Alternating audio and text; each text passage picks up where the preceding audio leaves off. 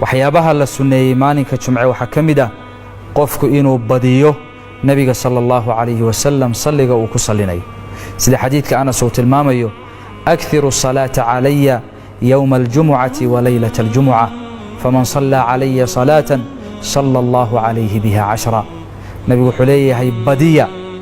oo ziyaadiya oo kordhiya salliga aniga aad igu sallinaysaan maalinka jumce iyo habeenka jumce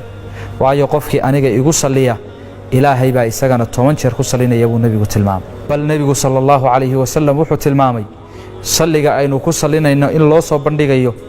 markaas saxaabada kamida wuxuu yiri kayfa tu'radu salatuna alayka waqad arimta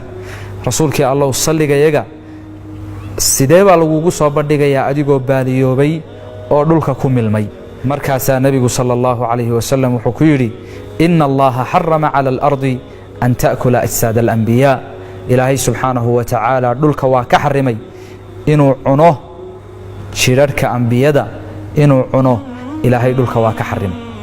bal sida xadiid kale uu tilmaamayo nabigu wuxuu amray maalinka jumce in la badiyo salligiisa markaas wuxuu yiri faman kana aktharuhum alayya salatan aqrabuhum minni manzilatan yawm al-qiyamah qofkii iigu salliga badan oo salligayga aad u badiya waa kan iigu manzilada dhow ama iigu darajada dhow maalinka qiyaamada nabigu sallallahu alayhi